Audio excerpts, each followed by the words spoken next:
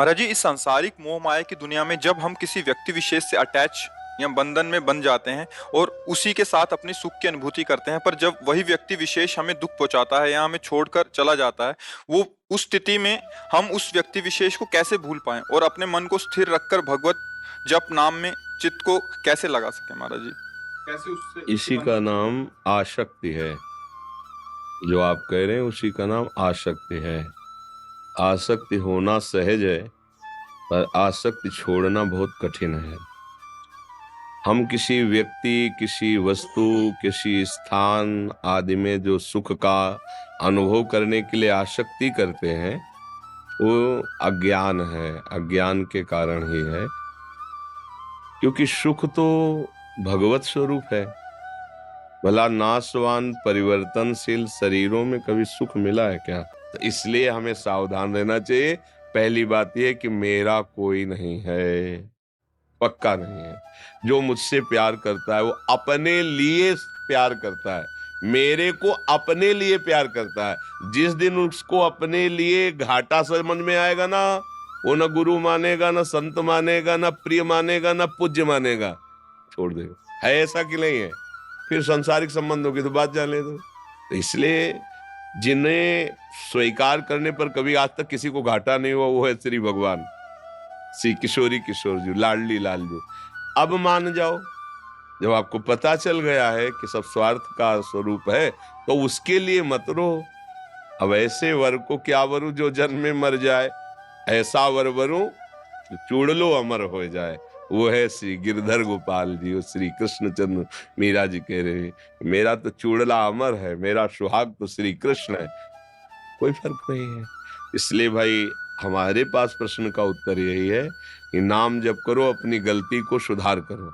हम गलती में फंसते चले जाते हैं, और कोई मुझे प्यार नहीं करता। जिसको अपने सुख की गुंजाइश दिखाई देती है, वही मुझे प्यार के जाल में फंसाता है। अपने सुख के लिए सारी बातें हैं।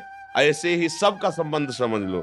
जिस दिन अपना सुख, हम एक जगह थे तो एक वृद्धा महिला आई, अपने पति के लिए कहती, महाराज भगवान से मनाओ कि उनको उठा ले। उनका उठा ले का मतलब क्या, गिर पड़े हैं? बोले नहीं, वो पड़े पड़े हगते रहते, बड़ी दुर्गति प्राप्त करे, उठा ले। तो हम कहा, तो लड़का है, बहू है, तुम है, सफाई करो, उनकी सेवा करो। बोले अब सब नहीं होता, बस आप इतनी कृपा करो, भगवान उठा ले। ये है संसार, ये है संसार। उसके काम के नहीं रहे तो भगवान उठा ले, काम के हो तो आए भगवान, कितने निर्दयी, तुमने क्यों ले लिया? ये संसार का स्वरूप है। तो आप समझो, थोड़ा विवेक को जागृत करो, मोह का नाश होगा। होए विवेक मोह भ्रम भागा, तभी भगवान से प्यार होगा, तभी तुम्हें विश्राम मिलेगा। ये भाग दौड़ तभी शांत होगी जब तुम्हारे प्यारे भगवान हो जाएंगे। महालक्ष्मी पति क्या चाहिए, रूपवान है, सर्व सामर्थ्यशाली है। देखो सूर्य किसने बनाया, कितने पूरे ब्रह्मांडों को प्रकाश दे रहे हैं। ये सब चिटिर पिटिर रात्रि में थोड़ा प्रकाश दे, देखो सूर्य कितने ब्रह्मांड को प्रकाश दे। कहीं भी चले जाओ है सूर्य, चंद्र का प्रकाश, सब ऑक्सीजन, सब जल, भोजन, शरीर, कितनी सुंदर है ना। कोई रचना करने वाला महान ईश्वर, हम उसको अपना क्यों ना माने, अपना प्रीतम मान लेना। अच्छा, हम आज भी सत्संग में कह रहे थे, कई बार कहा है, अगर वो अनुभव में ना आता ना, तो हम सबसे कह देते, भैया लगे तो बचपन से है, पर हाथ कुछ नहीं लगा। आगे मरने के बाद जो मिलेगा वो हमें पता नहीं, पर हमें कुछ हाथ नहीं लगा। हम कह देते, और हम सच्ची कहते हैं कि वो है, इतने नजदीक हैं, इतना दुलार करते हैं कि उनकी बात सोच के केवल रोना ही आता है, दूसरी कोई बात नहीं रहती है। इसलिए उन्हीं से प्यार किया जाए।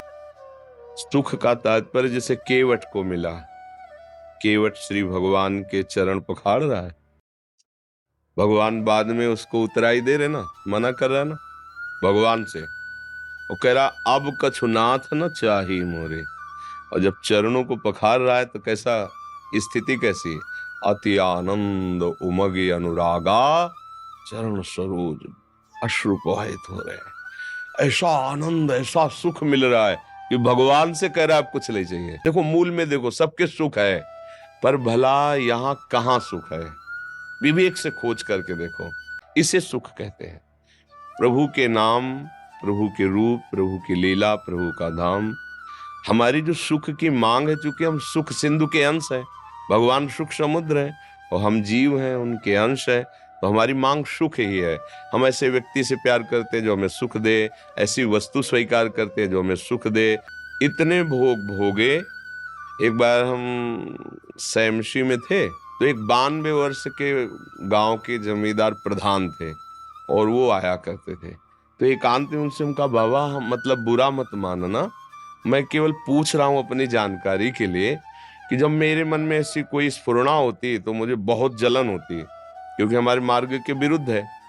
तो हमें लगता है कि मन को हम समझाते हैं कि बस 20-30 वर्ष की बात है, इसके बाद तो शांत होता है। आपका क्या अनुभव है? वो 92 वर्ष के थे।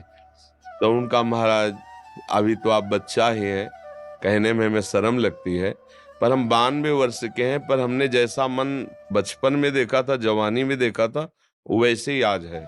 मैं योग्य किसी के नहीं हूं, पर मन की दशा वही।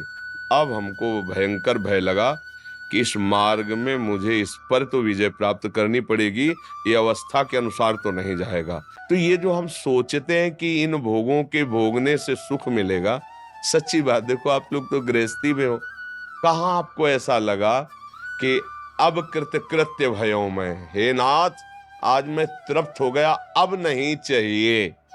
ये कुछ क्षण के लिए भले थोड़ा मन तुम्हें ऐसा बावरा बना दे कि बस, लेकिन उसी दूसरे क्षण के लगते ही मन तुम्हें दूसरे भोग में, फिर बार बार भोगने की इच्छा, फिर नवीन। इसका मतलब है नहीं, अगर होता तो तृप्ति मिल जाती ना। तो हम अगर किसी व्यक्ति से या वस्तु से, आप तो व्यक्ति की बात कर रहे हैं, कितने ऐसे नशेबाज लोग हैं जो कहते हैं मैं ये नशा नहीं छोड़ सकता, इसके बिना मैं जी नहीं सकता। अब आप बताओ, अपना जीवन किसी नशे के अधीन कर देना, किसी व्यक्ति के अधीन कर देना, किसी भोग के अधीन कर देना, ये अज्ञान के कारण ही तो होता है। तो सुख भगवान में है, ये पता नहीं है हमें। हमें लगता है सुख भोगों में है, और भगवान ने इस पूरे संसार को रच के एक पोस्टर लगा दिया, दुखालयम अशाश्वतम। गीता जी में कहा इसमें दुख ही दुख भरा है और अशाश्वतम, यहां कुछ टिकाऊ नहीं है, सब परिवर्तनशील, सब नाशवान। आज तुम्हें कोई प्यार से गले लगाएगा, कल वही तुम्हारी तरफ देखेगा नहीं, जब तुम उसके काबिल नहीं रह जाओगे। या नवम नवम, मन का क्या कार्य क्या है? नवम नवम, छोड़ो, अब नया सुधार करो, प्रभु का नाम जप करो और प्रभु से प्रार्थना करो। देखो हमारी मांगे क्या है, हमें कोई सुंदर रूप मिले, सुंदर रूप टिकाऊ होना चाहिए, और मेरा वो मित्र हो ऐसा जो मेरे लिए प्यार करे, केवल मेरे लिए प्यार करे, और मैं कभी उससे बिछड़ू ना, और वो सदैव मुझे सुख देता रहे। ये सबके मन में है, सबके मन में है। पर सही दिशा ना होने के कारण हम उसे धन मान लेते हैं, हम उसे पुरुष मान लेते हैं, हम उसे स्त्री मान लेते हैं, वस्तु मान लेते हैं। ये सारी की सारी बातें भगवान में है। उनका रूप अविनाशी, और एक बार जिसे भगवान स्वीकार कर लेते हैं उसे कभी छोड़ते नहीं, और भगवान सुख देते हैं, उनको कुछ चाहिए नहीं। तुम्ही को तो सब कुछ दिया है उन्होंने, तुम्हारा क्या चाहिए? तुमको तो दिया है उन्होंने। तो दियम वस्तु गोविंदम तुभ्यमेव समर्पय, बस इतनी बात है। अगर आप संसार के किसी व्यक्ति वस्तु स्थान में भगवत भाव कर ले, फिर आपको आसक्ति नहीं होगी, क्योंकि आपने पहले ही भाव कर लिया था कि प्रभु मेरे इस रूप में है। तो वो रूप बदल जाएगा, लेकिन प्रभु तो आपके रहेंगे ना, वो संभाल लेंगे। हम लोग प्रभु भावना करके जो वस्तु व्यक्ति में फंस जाते हैं, तो वही फिर हमारे आगे जन्म का कारण होता है। अगर हम स्त्री रूप में फंस गए तो अगला जन्म स्त्री का, पुरुष रूप में फंस गए तो पुरुष, हिरण में फंस गए तो अगला जन्म हिरण का हुआ ना। तो इसलिए हमें सावधान रहना चाहिए। पहली बात यह कि मेरा कोई नहीं है, पक्का नहीं है।